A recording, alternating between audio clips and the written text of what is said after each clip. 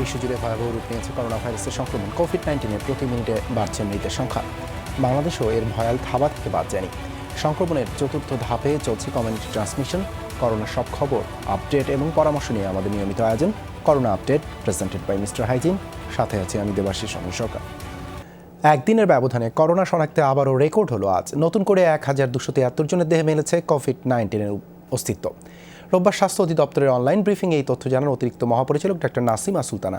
গত 24 ঘন্টায় করোনায় মারা গেছে আরও 14 জন, তাদের মধ্যে 13 জনই পুরুষ। এ পর্যন্ত প্রাণ গেছে মোট 328 জনের। জানানো হয় 24 ঘন্টায় নমুনা পরীক্ষা করা হয়েছে 8114টি। এ সময়ে বাড়ি ফিরেছেন 256 জন। মোট সুস্থ হয়েছেন 4373 জন। ডাক্তার নাসিমা সুলতানা জানান, দেশে করোনা রোগীদের সুস্থতার হার 19.64% আর মৃত্যু হার 1.47%।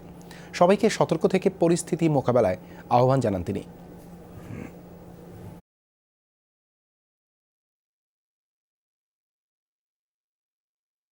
নিয়মিতভাবে আমাদের শারীরিক পরিশ্রম বা ব্যায়াম করা দরকার। এতে আমাদের শরীরের যেমন রোগ প্রতিরোধ ক্ষমতা বাড়বে এবং আমরা নিজেরাও শারীরিকভাবে ভালো থাকবো। নিজের মনোবলকে সবসময় চাঙ্গা রাখা।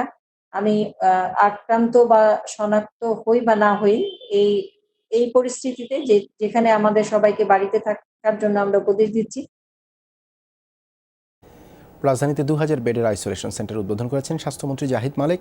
রোববার সকালে বসুন্ধরা কনভেনশন আইসোলেশন সেন্টারটি উদ্বোধন করেন মন্ত্রী। বলেন, করোনা রোগীদের চিকিৎসায় এটি গুরুত্বপূর্ণ ভূমিকা রাখবে। এ ধরনের মহামারীর জন্য বিশ্ব প্রস্তুত ছিল না মন্তব্য করে স্বাস্থ্যমন্ত্রী বলেন, সেবা নিশ্চিত করতে সব ধরনের পদক্ষেপ নিচ্ছে মন্ত্রণালয়। সরকার যথাযথ পদক্ষেপ নেওয়ার কারণেই বাংলাদেশের পরিস্থিতি পৃথিবীর অনেক উন্নত দেশের চেয়ে ভালো।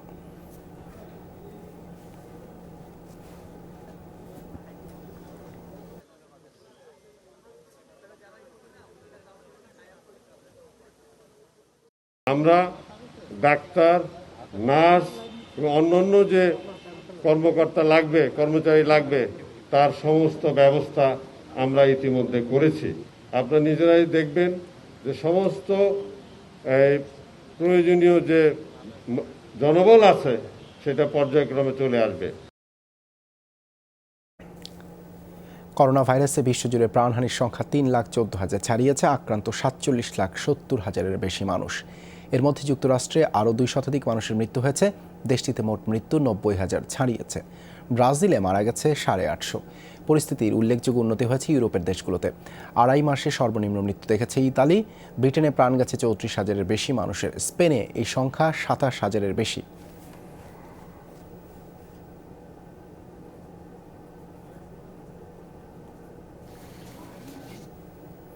করোনা মহামারী মোকাবেলায় ঈর্ষণীয় সাফল্য দক্ষিণ পূর্ব এশিয়ার দেশ কম্বোডিয়ার। ফেব্রুয়ারিতে প্রথম সংক্রমণ হলেও গেল 1 মাসে দেশটিতে নতুন করে কেউ করোনায় আক্রান্ত হয়নি। যে 122 জন আক্রান্ত হয়েছিল সুস্থ হয়ে বাড়ি ফিরেছে তাদের সবাই। স্বাস্থ্য মন্ত্রণালয়ের দাবি, শুরুতেই সরকারের কার্যকর পদক্ষেপ আর জনগণের সচেতনতার কারণেই এমন সাফল্য। সুস্থ হয়ে হাসপাতাল ছাড়ছেন করোনা সংক্রমিত কম্বোডিয়ার সবশেষ রোগী, আর তাই তাকে বিদায় জানাতে হাসপাতাল কর্তৃপক্ষের বাড়তি আয়োজন। জনগণের প্রতি এমন দায়িত্বশীল আচরণের জন্য সরকারকে ধন্যবাদ। চিকিৎসকরা সব সময় খোঁজ খবর নিয়েছেন। 3 বেলা খাবার থেকে শুরু করে সবকিছুতেই ছিল বাড়তি যত্ন। দক্ষিণ পূর্ব এশিয়ার দেশটিতে প্রথম করোনা শনাক্ত হয় 15 ফেব্রুয়ারি। 1 মাস পর সেই সংখ্যা দাঁড়ায় 12 জনে। সবশেষ রোগী শনাক্ত হয় 12 এপ্রিল। এই 34 দিনে সেরে উঠেছেন সংক্রমিত 122 জনের সবাই। যারা সংক্রমিত হয়েছেন তাদের প্রায় সবাই বিদেশ থেকে এসেছিলেন। শুরু থেকেই সীমান্ত এবং বন্দরগুলোতে বাড়তি সতর্কতা ছিল, এজন্যই দ্রুত নিয়ন্ত্রণ করা সম্ভব হয়েছে। এই মুহূর্তে কম্বোডিয়ায় সংক্রমণ শূন্যের কোঠায় নামলেও একেবারে চিন্তামুক্ত হতে চান না স্থানীয়রা। তারা বলছেন, বিশ্বের সব অঞ্চল করোনামুক্ত না হলে ঝুঁকি থেকেই যাবে। আমার গাড়িতে কেউ চললেই সাথে সাথে অ্যালকোহল দিয়ে জীবাণুমুক্ত করে ফেলি। আমি বিশ্বাস করি নিজেকে সুরক্ষা রাখা সবচেয়ে জরুরি। আমাদের দেশে এখন কোনো শনাক্ত রোগী নেই, তবে পুরো বিশ্ব করোনা মুক্ত না হওয়া পর্যন্ত ভয় কাটছে না, তাই সাবধানতার বিকল্প নেই। শুধু কম্বোডিয়ায় নয়, গ্রিনল্যান্ড, পাপুয়া নিউগিনি, ইরিত্রিয়া সহ বেশ কয়েকটি দেশ ও অঞ্চলে এই মুহূর্তে করোনা আক্রান্ত কোনো রোগী নেই। অমিত হাসান রবিন, যমুনা নিউজ। দর্শক, স্পেনের করোনা পরিস্থিতি নিয়ে আলোচনা করতে আমাদের সাথে যোগ দিচ্ছেন স্পেন বাংলাদেশ চেম্বার অব কমার্সের প্রেসিডেন্ট রাসেল হাওলাদার। রাসেল হাওলাদার, আপনাকে স্বাগতম। লকডাউনের কারণে স্পেনের ব্যবসা বাণিজ্যের কি অবস্থা, বিশেষ করে প্রবাসী ব্যবসায়ীরা কি ধরনের অর্থনৈতিক পরিস্থিতির মধ্যে দিয়ে যাচ্ছেন? আসসালামু আলাইকুম, রমজান মোবারক। অ্যাকচুয়াল এই লকডাউনের ভিতরে ব্যবসায়ী বলতে আপনার টোটালে যেটা আমাদের যারা ব্যবসায়ী আছে, ব্যবসায়ীরা অনেক ক্ষতিগ্রস্ত হচ্ছে। আর বেশিরভাগ ব্যবসা প্রতিষ্ঠানগুলি এখন বন্ধ আছে। সামান্য কিছু দোকানপাট খোলা আছে যেগুলি খাদ্যদ্রব্য বিক্রি করে, মানুষের নিত্য প্রয়োজনীয় জিনিসের জন্য কিছু সামান্য কিছু দোকানপাট খোলা আছে। এবং ব্যবসায়ীদের এই ক্ষতির মাত্রাটা এত পরিমাণে যে এটা পুষিয়ে উঠতে খুব লম্বা একটা সময়ের প্রয়োজন হবে। জানি না, একমাত্র আল্লাহ রব্বুল আলামিনই ভালো জানে যে আজকে আমরা যারা প্রবাসীরা আছি আমাদের এই বিপদ মুখ থেকে আমরা কখন কিভাবে উত্তোলন হতে পারবো। যেহেতু আমি একটা ব্যবসায়িক সংগঠনের প্রতিনিধিত্ব করছি, এ থেকে প্রত্যেক দিনে আমার কিছু না কিছু ব্যবসায়ীর সাথে আমার যোগাযোগ হচ্ছে। তো এই জায়গা থেকে যেটা দেখতে পেয়েছি, বুঝতে পেরেছি যে আমাদের এই ব্যবসায়ীরা প্রতিনিয়ত হিমশিম খাচ্ছে তাদের দোকান ভাড়া নিয়ে, তাদের স্টাফদের বেতন এবং নিত্য নৈমিত্তিক তাদের যে খরচগুলি আছে এগুলি জোগাতে আজকে 2 মাস, আপনার মার্চ মাসের 14 তারিখ থেকে আমাদের স্পেনে লকডাউন শুরু হয়। হ্যাঁ, যেটা আজকে মে মাস চলতেছে। এখন পর্যন্ত আমরা যে শুনতে পেরেছি, গতকালকে স্পেনের প্রধানমন্ত্রী পেদ্রো সানচে কনফারেন্স করেছিল, মানে তারা এখনো ক্লিয়ার করে নেই, হয়তো এটা আমাদের জুনের শেষ পর্যন্ত চলে যেতে পারে। এই পরিস্থিতি যদি খুব বেশি দিন চলতে থাকে তাহলে সবচেয়ে বেশি আমরা যারা আপনার টুরিস্ট ক্ষেত্রে মানে ব্যবসার সাথে এবং চাকরির সাথে আছি তারা সবচেয়ে বেশি ক্ষতি সাধিত হবে। আর এই ক্ষতি সাধনের ক্ষেত্রে আসলে গভর্নমেন্ট থেকে এরকম কোনো ব্যবসায়ীরা কোনো হেল্প পাচ্ছে না।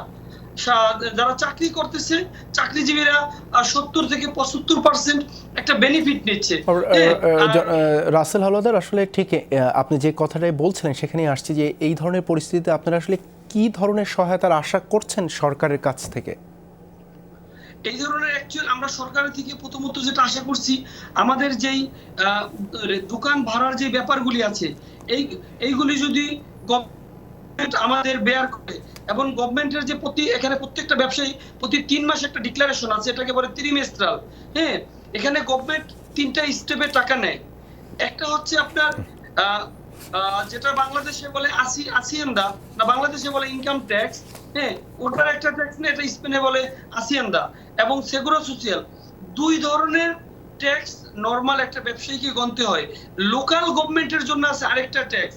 এইগুলি যদি আমাদের ব্যবসায়ীদের এই কোভিড-19 এর কারণে একটা নির্দিষ্ট সময় পর্যন্ত মওকুফ করা হয় এবং দোকান ভাড়ার ক্ষেত্রে, আর যদি ব্যবসায়ীরা ক্ষতিগ্রস্তের কারণে ব্যবসা বাণিজ্যগুলি বন্ধ হয়ে যায় তাহলে অনেক লোক চাকরি হারাবে।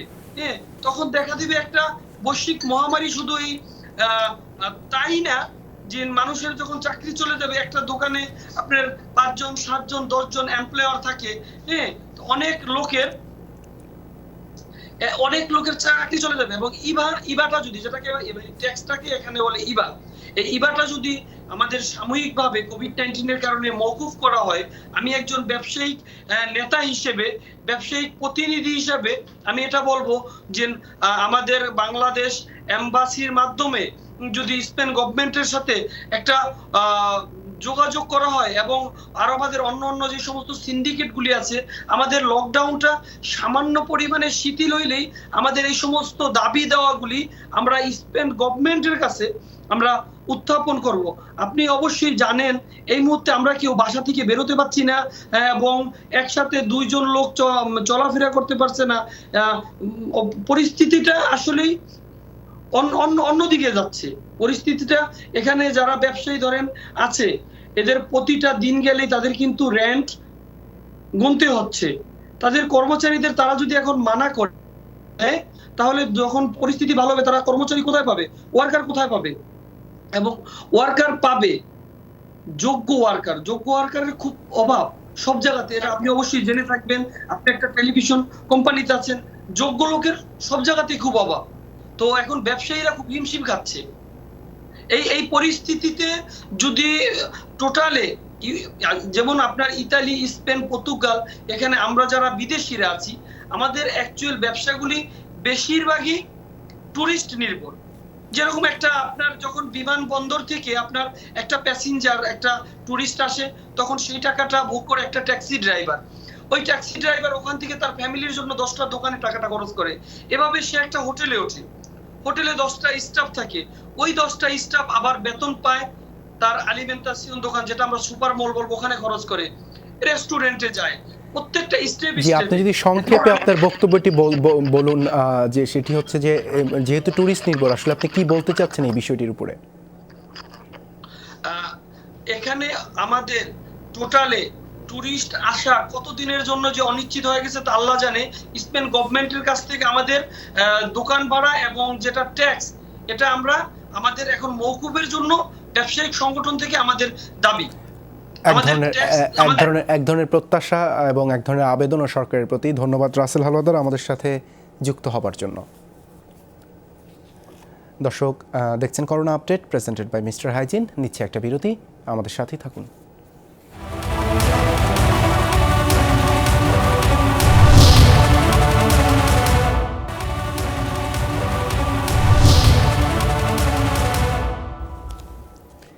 দর্শক স্বাগত, আপনারা দেখছেন corona update presented by mister hygiene. করোনায় ফ্রন্ট লাইনার হিসেবে নেতৃত্ব দিচ্ছেন দেশের মাত্র 3.5% চিকিৎসক। নিজের ও পরিবারের সদস্যদের জীবনের ঝুঁকি নিয়ে লড়াই করে যাচ্ছেন এই 3,500 যোদ্ধা। বাকি 96% চিকিৎসক সরাসরি কোভিড সেবায় জড়িত নেই, তবু করোনা কিংবা নন করোনা সেবায় চিকিৎসকের অভাব হাসপাতালগুলোতে। বিশেষজ্ঞরা বলছেন চিকিৎসকদের দায়বদ্ধতা ও সরকারের পরিকল্পনা থাকলে সংকট মোকাবেলা সম্ভব। করোনা মোকাবেলায় ঢাকার 13টি হাসপাতালে প্রায় 3,000 বেডের জন্য চিকিৎসক আছেন 1,538 জন। এর মধ্যে সরকারি 10টি আর বেসরকারি 3টি হাসপাতাল। ঢাকার বাইরে সারা দেশে 6,000 বেডের জন্য নিযুক্ত আরও প্রায় 2,000 চিকিৎসক। নিজের ও পরিবারের নিরাপত্তা ঝুঁকির পরও সেবা দিয়ে যাচ্ছেন 3,500 কোভিড যোদ্ধা। এখানে রোগী ভর্তি থাকতেছে 300-র উপরে।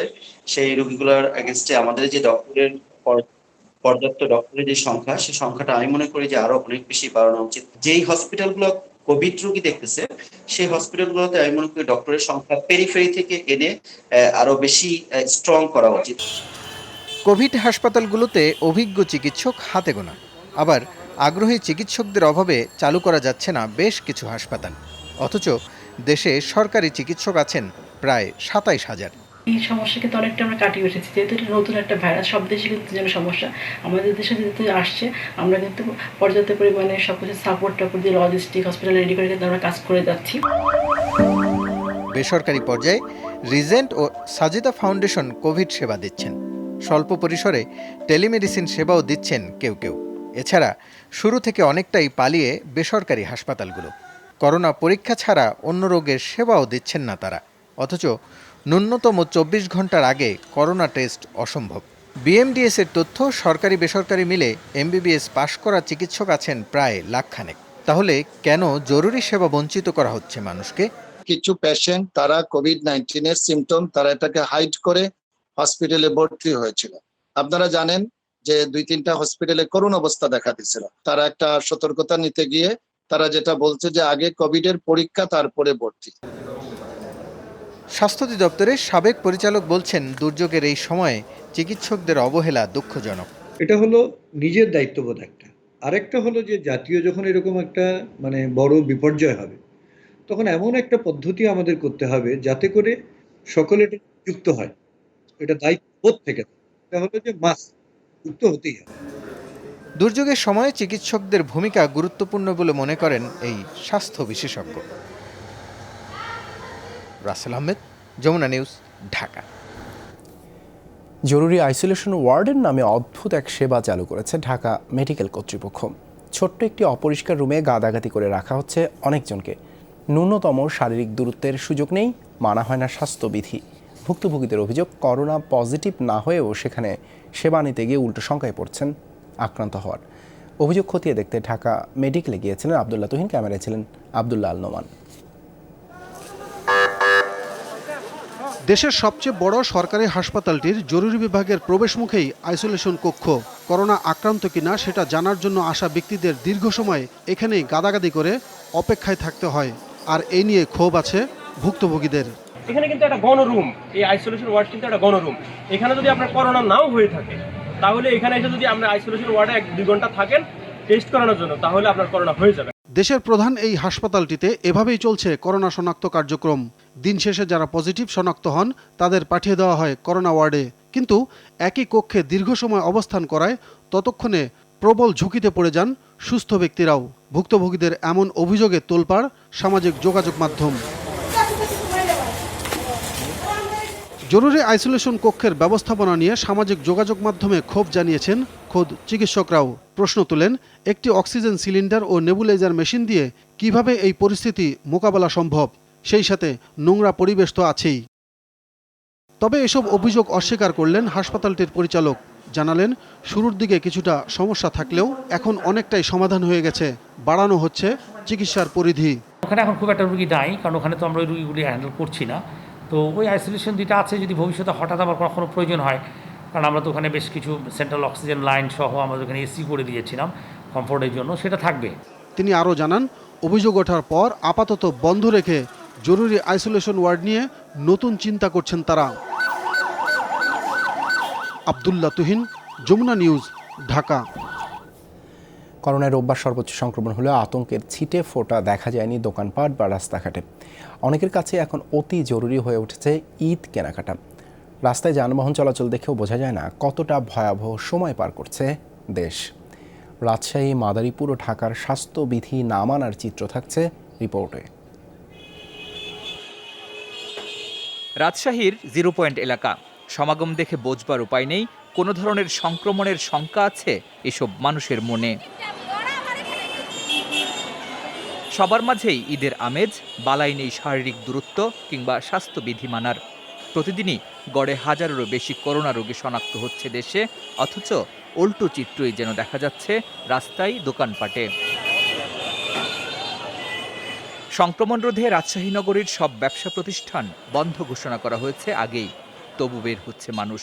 ভীতিকর অবস্থার মধ্যেও বাইরে বের হওয়ার জন্য নানা অজুহাত তাদের। ধৈর্যটা মানুষের হারিয়ে গেছে।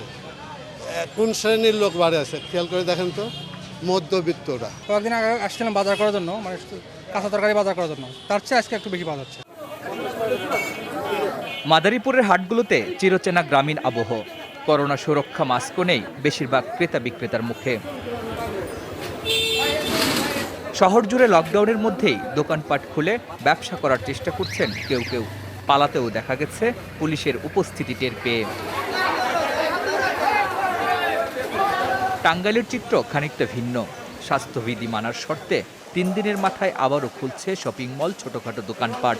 সরকারি নির্দেশনা অনুযায়ী 10 তারিখ থেকে আমরা দোকান, শপিং মল এগুলো আমরা খুলে দিয়েছি। যে কোনো পরিস্থিতি যদি দেখা যায় স্বাস্থ্যের জন্য ঝুঁকি, সেটা আমরা বন্ধ করে দেওয়ার জন্য প্রস্তুত। করোনা সংক্রমণ আর মৃত্যুতে সবচেয়ে ভয়াবহ অবস্থা রাজধানী ঢাকার। সব দিক থেকে এগিয়ে থাকা ঢাকা মহানগরীর বাসিন্দাদের অনেকেই বেখেয়ালি।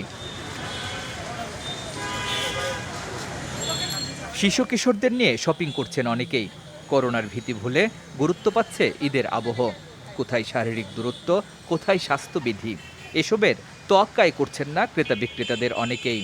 শপিং কি না করলে হইতো না? হ্যাঁ হয়তো, তারপরে বেরোইছেন যে একটু আসলাম। বছরে একটা ঈদ, বাচ্চারা একটু খুশি হবে। ছোট বোনদের ঈদের ড্রেস, আসলে বড়রা তো বুঝতে পারতেছে ভাইরাসের কারণে কিছু করতে, বাট ছোটদের তো বোঝানো যাচ্ছে না। রাজধানীর প্রধান সড়কগুলো ফিরে পাচ্ছে পুরনো রূপ। কোনো কোনো সড়কে যানজট মোকাবেলায় হিমশিম খাচ্ছে ট্রাফিক পুলিশ। আর রাস্তায় যাতে যানজট না হয় এই চেষ্টা করতেছি আমরা। গণপরিবহন না থাকলেও প্রতিদিনই বাড়ছে ব্যক্তিগত গাড়ি, মোটরসাইকেল, পণ্যবাহী ট্রাক, রিক্সা ও CNG autorickshaw. Shariful Islam Khan, Jamuna news, Dhaka. পরবর্তী নির্দেশ না দেওয়া পর্যন্ত কোনোভাবেই ঢাকার বাইরে যাওয়া যাবে না এবং বাইরে থেকেও কেউ ঢাকায় আসতে পারবে না বলে জানিয়েছেন পুলিশের আইজি বেনজির আহমেদ। একইভাবে প্রতিটি জেলা ও মহানগরীতেও জনস্বার্থে কঠোরভাবে এই বিষয়টি বাস্তবায়ন করতে সংশ্লিষ্ট সকল পুলিশ কর্মকর্তাকে নির্দেশনা দেওয়া হয়েছে। রোববার দুপুরে এক প্রেস বিজ্ঞপ্তিতে এই নির্দেশনা দেওয়া হয়। বলেন, ঈদ উদযাপনের জন্য অনেকেই গ্রামের বাড়ি যাচ্ছেন, তবে এটি কোনোভাবেই হতে দেওয়া যাবে না। বলেছেন, জনগণের কল্যাণের জন্য প্রধানমন্ত্রী যে নির্দেশনা দিয়েছেন তা যথাযথভাবে অনুসরণ করতে হবে। শনিবার পর্যন্ত শুধু ঢাকা মহানগরীতেই করোনা শনাক্ত হয়েছে 8,923 জনের। শুধু কাকরাইলে শনাক্ত হয়েছেন 254 জন, যাত্রাবাড়িতে 227 ও পুরো মিরপুরে শনাক্ত 225। এছাড়া মহাখালীতে 224 ও রাজারবাগে শনাক্ত হয়েছেন 206 জন। মোহাম্মদপুরে 198, মুগদায় 189, তেজগাঁয়ে 144, লালবাগে 117, বাবুবাজারে 115 আক্রান্ত। এছাড়া উত্তরায় 106, মগবাজারে 98, মালিবাগে 101, বাড্ডায় 93, ধানমন্ডিতে 97, বংশালে 84, খিলগাঁওয়ে 84 জন শনাক্তের কথা জানিয়েছে স্বাস্থ্য অধিদপ্তর।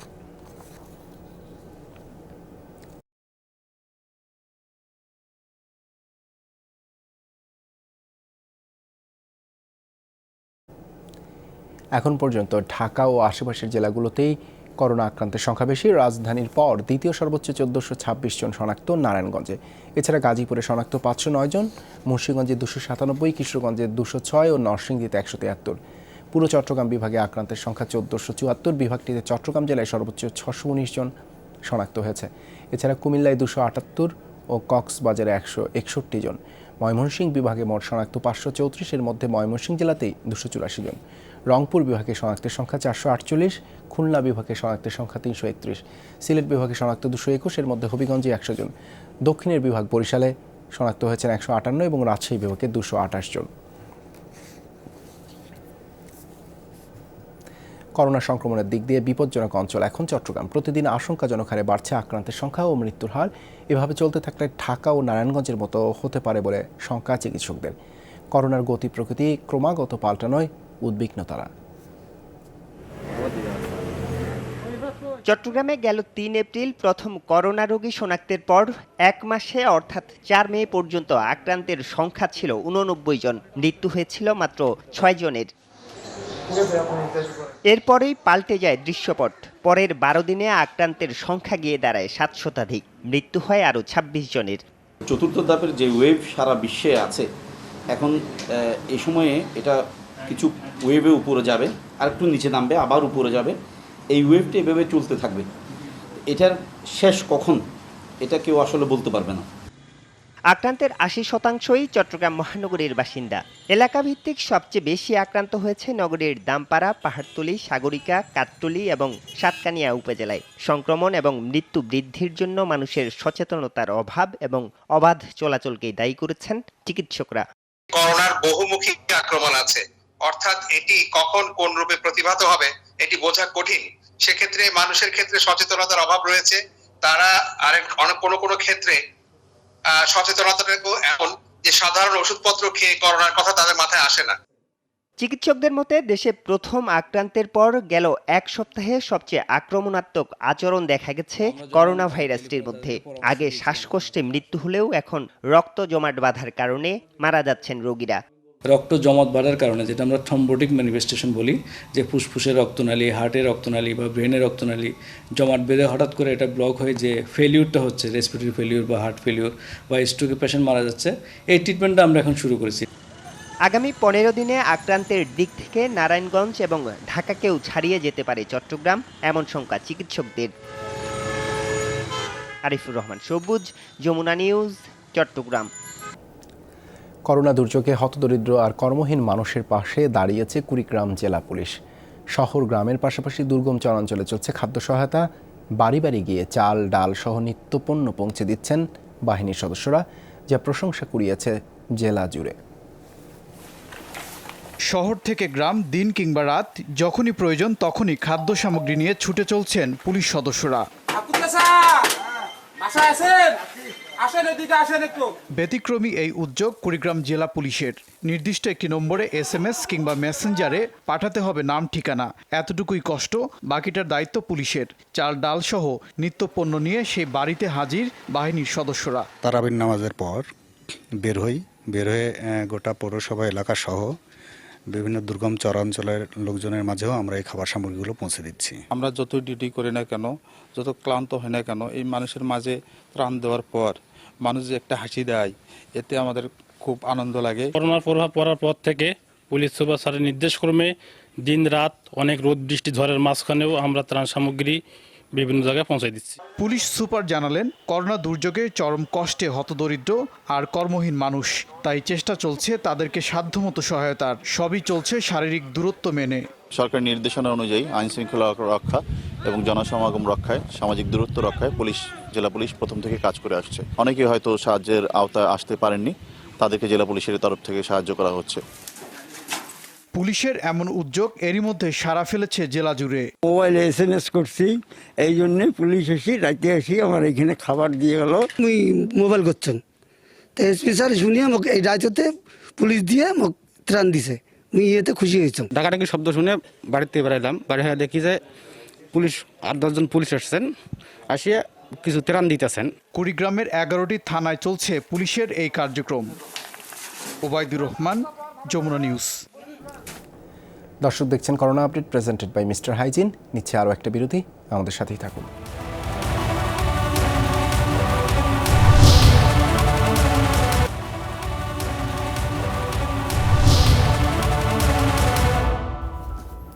দর্শক স্বাগত, আপনারা দেখছেন corona update presented by mister hygiene. Corona সংকটের শুরু থেকে কার্যকর পদক্ষেপ নেওয়ায় বাংলাদেশ এখনও অন্য দেশের তুলনায় কিছুটা ভালো অবস্থানে, এমন মন্তব্য করেছেন আওয়ামী লীগ সাধারণ সম্পাদক ওবায়দুল কাদের। বলেছেন, প্রধানমন্ত্রীর নেতৃত্বে করোনা সংকট জয় করে কাঙ্ক্ষিত উন্নয়ন ও সমৃদ্ধির অভিযাত্রায় এগিয়ে যাবে দেশ। রোববার সকালে ধানমন্ডিতে প্রধানমন্ত্রীর স্বদেশ প্রত্যাবর্তন দিবস উপলক্ষে বিভিন্ন সংগঠনের মাঝে ত্রাণ ও চিকিৎসা সরঞ্জাম বিতরণ অনুষ্ঠানে ভিডিও কনফারেন্সে যুক্ত হয়ে কথা বলেন তিনি। বৈশ্বিক মহামারী করোনা সংকটে এই ক্লান্তি লগ্নেও বঙ্গবন্ধু কন্যা জননেত্রী শেখ হাসিনা জনগণের জীবন ও জীবিকা সুরক্ষা নিশ্চিত করতে নিঃস্বার্থভাবে নিরলস পরিশ্রম করে যাচ্ছেন। কোনো দলমত দেখে নয়, ত্রাণ সামগ্রী ও সহায়তা দেওয়া হচ্ছে দুস্থ দেখে, এমন মন্তব্য করেছেন আওয়ামী লীগের উপদেষ্টা মণ্ডলীর সদস্য তোফায়েল আহমেদ। রোববার দুপুরে ভোলা সদর উপজেলা চত্বরে ইমাম মুয়াজ্জিনদের মাঝে ত্রাণ বিতরণ অনুষ্ঠানে ভিডিও কনফারেন্সে যোগ দিয়ে কথা বলেন তিনি। তোফায়েল আহমেদ বলেন, করোনা মোকাবেলায় প্রধানমন্ত্রী শেখ হাসিনার নেতৃত্বে সবাই কাজ করছে, এ যুদ্ধে বাংলাদেশ জয়ী হবে বলেও মন্তব্য করেন তিনি। সবাইকে স্বাস্থ্যবিধি মেনে চলার আহ্বানও জানান তোফায়েল আহমেদ।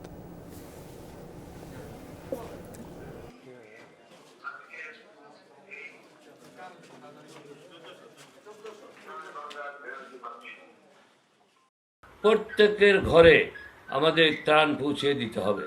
সুতরাং জননেত্রী প্রধানমন্ত্রী শেখ হাসিনার নেতৃত্বে আমরা এগিয়ে যাচ্ছি এবং তিনি আমাদেরকে যে নির্দেশগুলি দিয়েছেন সেই নির্দেশগুলি যদি আমরা যথাযথভাবে পালন করি, আমি মনে করি যে আমাদের কোনো সমস্যা হবে না।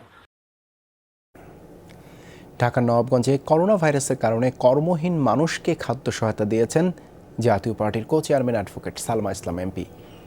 2000 দরিদ্র পরিবারকে উপহার হিসেবে খাদ্য সামগ্রী দেওয়া হয়। এ সময় করোনা সংক্রমণ ঠেকাতে সবাইকে সরকারি নির্দেশনা মেনে চলার আহ্বান জানান সংসদ সদস্য সালমা ইসলাম। দোহান নবাবগঞ্জবাসীকে পবিত্র ঈদ উল ফিতরের অগ্রিম শুভেচ্ছাও জানান তিনি। সালমা ইসলামের পক্ষ থেকে উপজেলার চুরাইন, গালিমপুর, আগলা, বক্সনগর সহ বিভিন্ন ইউনিয়নে চাল, সেমাই, চিনি, পেঁয়াজ সহ বিভিন্ন খাদ্য সামগ্রী বিতরণ করেন দলের নেতাকর্মীরা। যে কোনো দুর্যোগে দোহান নবাবগঞ্জের মানুষের পাশে থাকার কথা জানান সালমা ইসলাম।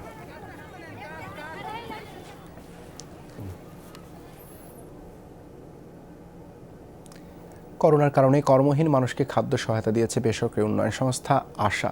হতদরিদ্রদের সহায়তা কর্মসূচির অংশ হিসেবে চট্টগ্রাম জেলার 3800 পরিবারকে পর্যায়ক্রমে ভোগ্যপণ্য দেওয়া হচ্ছে। জেলা প্রশাসক ও 14 উপজেলা নির্বাহী কর্মকর্তাদের কাছে খাদ্য সামগ্রী হস্তান্তর করেন আশার চট্টগ্রাম জেলা ব্যবস্থাপক মোস্তাক আহমদ। এছাড়া সীতাকুণ্ড ও সন্দ্বীপে নিম্ন আয়ের মানুষের হাতে এই সহায়তা তুলে দেন তিনি। বান্দরবানে কর্মহীন মানুষদের সহায়তায় 1 মিনিটের বিনামূল্যের বাজার চালু করেছে সেনাবাহিনী। বান্দরবান রিজিয়নের brigade commander brigadier general Khandaker Mohammad Shahidul Imran কর্মসূচি উদ্বোধন করেন। 1 মিনিটের মধ্যে তালিকাভুক্তরা 9 পদের বিভিন্ন সবজি বিনামূল্যে নিতে পারবেন এই বাজার থেকে। প্রান্তিক চাষিদের কাছে থেকে ন্যায্য মূল্যে এসব সবজি ক্রয় করে সেনাবাহিনী।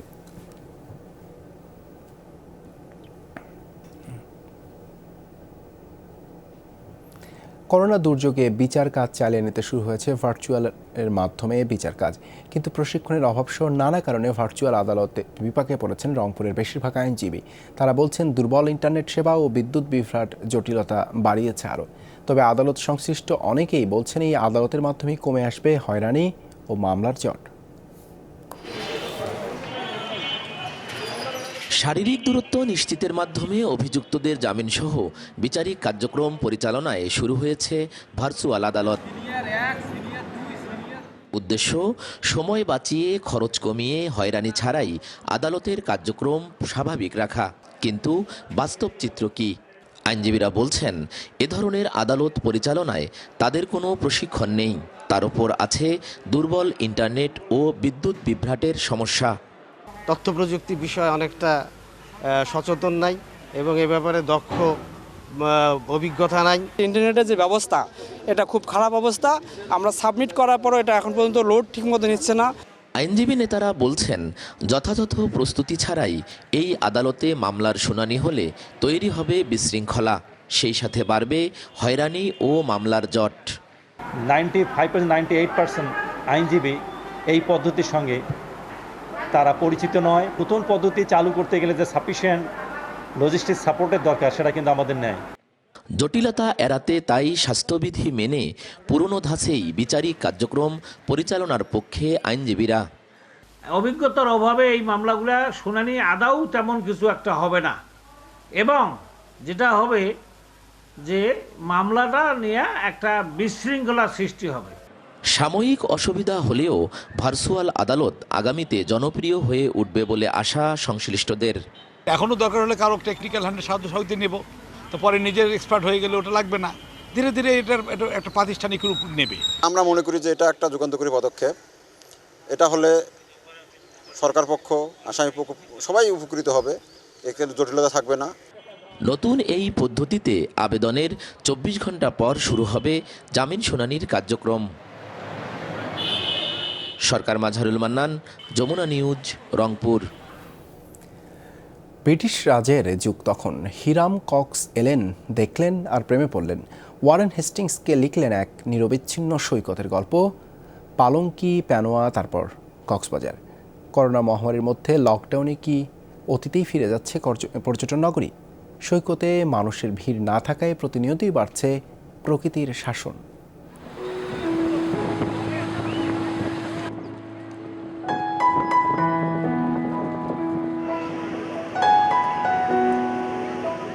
বাঙালির উইকেন্ড ডেস্টিনেশন,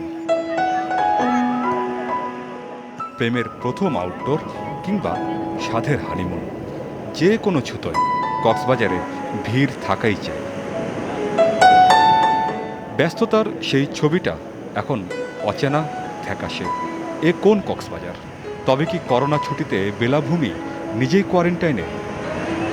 পর্যটকদের হইহুল্লোড়ে ঢাকা পড়ে যায় যারা, সেই ঢেউয়ের দল নিঃশ্বাস নিচ্ছে প্রাণ ভরে। বালিয়াড়ির দখল নিয়েছে বুনো সাগরলতা। মানুষের বদলে সবখানে প্রকৃতির শাসন। এই দৃশ্য শেষ কবে কে দেখেছে? কোনোদিনও দেখি না এবং কল্পনাও করি না আমরা এত যে সুন্দর দৃশ্য, যে আমরা প্রকৃতি আমরা আবার নতুন করে দেখতে পাবো। সাগরলতা বালিয়াড়ি তৈরি করে, শামুক ঝিনুক, তাকে বলা হয় ইকোসিস্টেম ইঞ্জিনিয়ার। সে সমুদ্রের তীর গঠন করে, কাঠামো তৈরি করে, ঝড় জলোচ্ছ্বাস ঘূর্ণিঝড় থেকে তীর রক্ষা করে। আমাদের জনগণের যারা পর্যটক আসবে তাদের জন্য সীমিত কিছু জায়গায় কিভাবে তারা সমুদ্রকে উপভোগ করতে পারে সেই বিষয়গুলো করার পরিকল্পনা আমরা করব। পারে অলস নৌকা জলে ভাসে না। জীবনের সব প্রয়োজন হারিয়ে গেছে ঝাউবনের শুনশান নীরবতায়।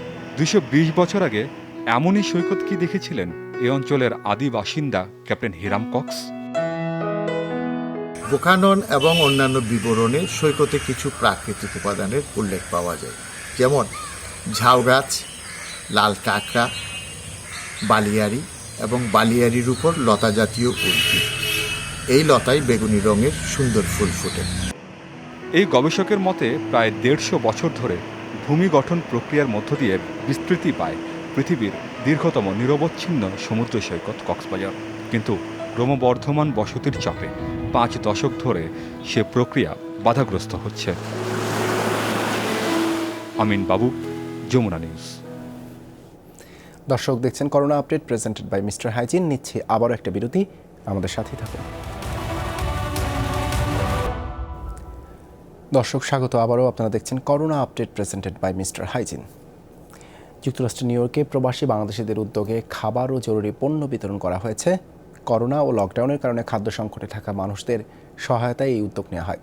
প্রবাসীদের পাশাপাশি নিউ ইয়র্ক সিটি অফিস ও মুসলিম অর্গানাইজেশন এই খাদ্য বিতরণে অংশ নেয়। নিউ ইয়র্কের 7টি স্থানে সকাল থেকে বিকাল পর্যন্ত এই সেবা কার্যক্রম চালু থাকে। উদ্যোক্তারা জানান, রমজান মাসের শুরু থেকেই সংকটে থাকা মানুষদের সহায়তায় এই কার্যক্রম চালু। ধর্ম বর্ণ নির্বিশেষে সবার মাঝে এই খাবার বিতরণ করা হয়।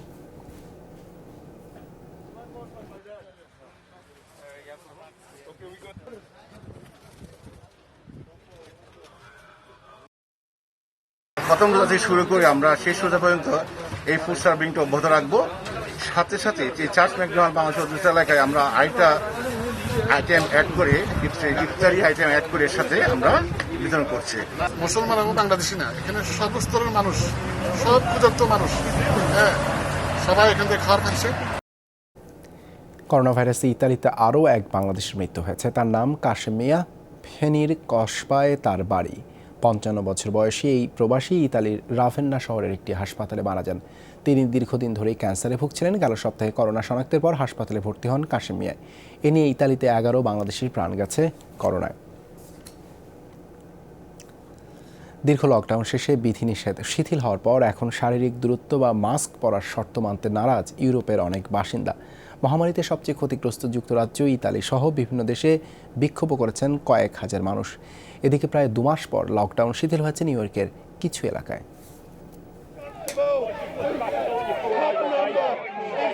শারীরিক দূরত্বের নিয়ম না মানায় শনিবার ব্যাপক ধরপাকড় চালায় ব্রিটিশ, জার্মান ও পোলিশ পুলিশ। ভাইরাসের বিস্তার রোধে প্রশাসনের বিধিনিষেধের প্রতিবাদে এদিন রাস্তায় নামেন যুক্তরাজ্য, ইতালি, জার্মানি, পোল্যান্ড, সুইজারল্যান্ডের অনেক মানুষ। মহামারীর 3 মাসে করোনা ভাইরাসে 1,62,000-এর মতো মৃত্যু দেখেছে ইউরোপ। তাতেও তোয়াক্কা নেই অনেকের।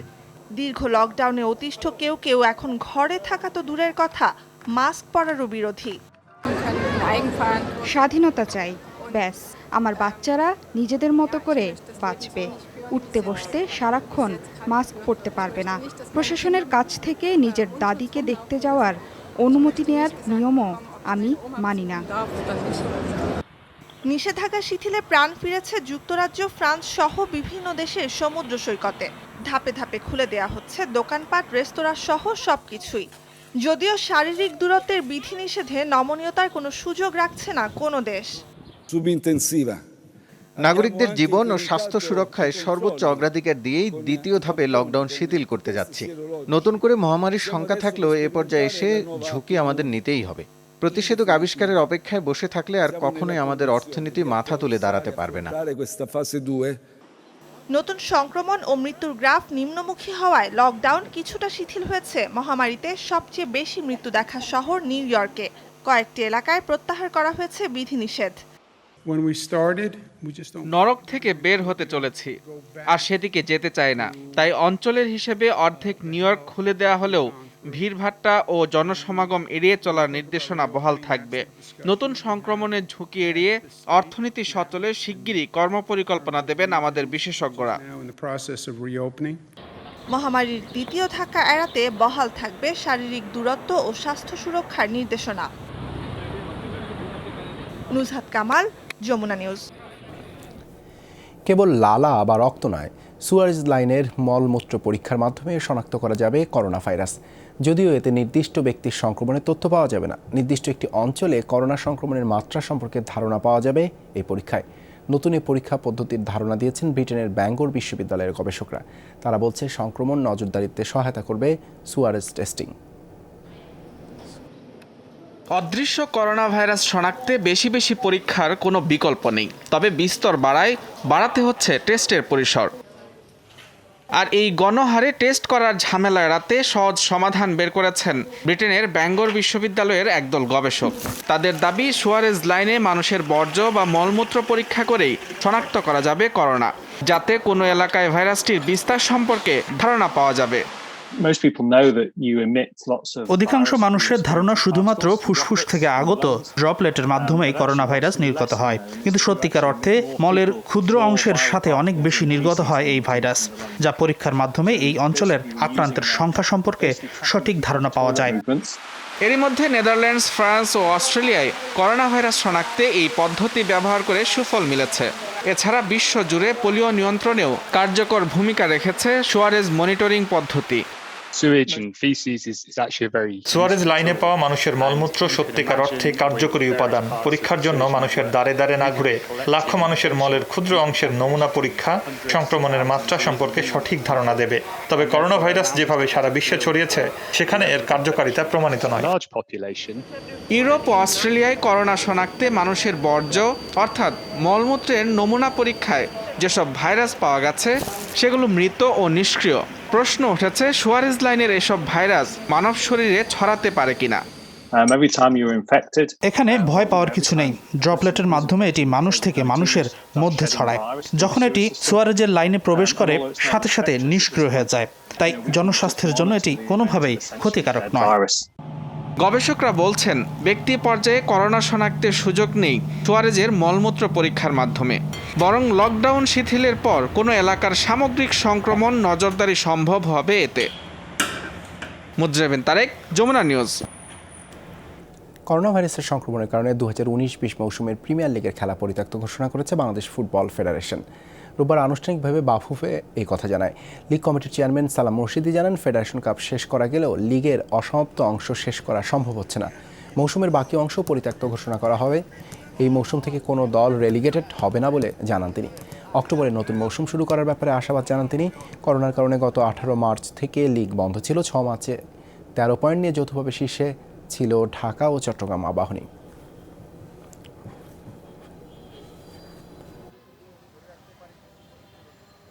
পেশাদার লিগের আমরা একটা ফুল রাউন্ড খেলতে পারিনি। কিছু কিছু ক্লাব তারা 6টি ম্যাচ খেলেছেন, কিছু কিছু ক্লাব 5টি ম্যাচ খেলেছেন।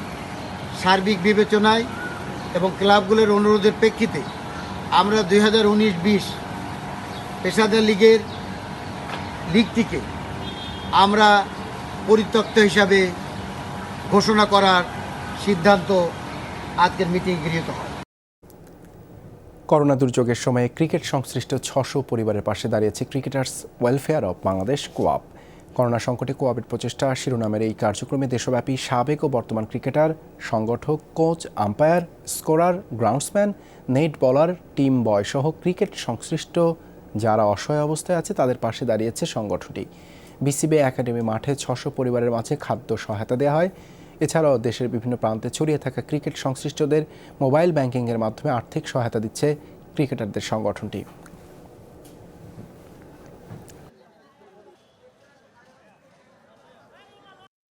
ক্রিকেট প্লেয়ার এবং ক্রিকেট সংশ্লিষ্ট, ধরেন আম্পায়ার, গ্রাউন্ডসম্যান, আমাদের যারা কোচ, তারপরে এক্স প্লেয়ার আছে, টিমের সঙ্গে যারা কাজ করে, আমাদের টিম বয়, তারপরে ট্রেনার, ফিজিও, সবাই আছে, মানে ক্রিকেট রিলেটেড সব মিলে আমাদের 400। করোনা সতর্কতা এবার হচ্ছে না স্পেনের ঐতিহ্যবাহী ষাঁড়ের লড়াই। বুল রিংয়ে মরতে হবে না হাজারো ষাঁড়কে। মহামারী পরিস্থিতি যেন আশীর্বাদ হয়ে এসেছে প্রাণীর জন্য। আনন্দিত পশুপ্রেমীরাও। তবে বড় বড় উৎসবগুলো বাতিল হওয়ায় হুমকির মুখে এই শিল্পে জড়িত লাখো মানুষের জীবিকা। পুরো মৌসুম খেলা বন্ধ থাকলে নিঃস্ব হবেন অনেকে। মাদ্রিদের লাস ভেন্তাস বুল রিং। প্রতি বছর এ সময় ম্যাটাডোর আর উন্মত্ত ষাঁড়ের লড়াইয়ে জমজমাট থাকে চত্বর। লাখো মানুষের সমাগমে গমগম করে ভেন্যু। করোনাকালে এবার নেই কোনো আয়োজন। কেবল মাদ্রিদ নয়, মহামারীর প্রভাবে চলতি মৌসুমে স্পেনের প্রতিটি শহরেই খা খা করছে ষাঁড়ের লড়াইয়ের চত্বরগুলো। বাতিল হয়েছে সান ইদ্রিসো, সেভিয়ার এপ্রিল ফেয়ার, পাম্পলোনার সান ফার্মিনের মতো জনপ্রিয় উৎসবগুলো। বিতর্কিত খেলা বাতিলে আনন্দিত পশু কল্যাণ সংস্থার সদস্যরা। মহামারীর দুঃসময়ে এটা নিঃসন্দেহে সুখবর, কারণ এবার নির্যাতনের মধ্যে দিয়ে হাজার হাজার ষাঁড়ের মৃত্যু হবে না। জানি তাদের কসাইখানায় পাঠানো হবে, তবুও মন্দের ভালো এমন নিষ্ঠুর একটি খেলা বাতিল হয়েছে। স্পেনে এপ্রিল-মে থেকে শুরু হয়ে অক্টোবর পর্যন্ত ষাঁড়ের লড়াইয়ের ভরা মৌসুম। দেশ জুড়ে লকডাউন শিথিল হতে শুরু করলেও এবছর উৎসব শুরুর সম্ভাবনা নেই বললেই চলে। এতে প্রায় ৭৭ মিলিয়ন ইউরোর ক্ষতির মুখে পড়বে এ খাত সংশ্লিষ্টরা। শীতকালীন উৎসব বাতিলেই ব্যাপক ক্ষতি হয়েছে আমাদের। পুরো বছর খেলা বাতিল হলে আমরা নিঃশেষ হয়ে যাব। লড়াইয়ের জন্য লালন পালন করলেও কসাইখানায় ষাঁড় বিক্রিতে বাধ্য হচ্ছে খামারিরা। ৪-৫ বছর ধরে একটি ষাঁড়ের পেছনে ব্যয় হয় প্রায় ৫,০০০ ইউরো, অথচ বিক্রি হচ্ছে মাত্র ৫০০ ইউরোয়। একটি ষাঁড়কে লড়াইয়ের উপযোগী করে গড়ে তোলা অনেক ব্যয় সাপেক্ষ। পশুপ্রেমীরাও হয়তো আমাদের চেয়ে বেশি যত্ন নেয় না। আরও অনেক বিপন্ন প্রাণী আছে। হাজার বছরের সংস্কৃতির বিরোধিতা বহু পরিবারের উপার্জনের পথ বন্ধ না করে সেসবের খোঁজ নেওয়া উচিত তাদের। স্থানীয় সরকারের অনুদান বন্ধ হয়েছিল আগেই, আর পশুপ্রেমীদের বিরোধিতা তো আছেই। এখন করোনার আঘাতে স্পেনের ঐতিহ্যবাহী খেলার টিকে থাকাই দুষ্কর হয়ে পড়েছে। Dorothy Tasrin, Jamuna news. এই ছিল করোনা আপডেটে প্রেজেন্টেড বাই মিস্টার হাইজিন। এতক্ষণ সাথে থাকার জন্য ধন্যবাদ সবাইকে।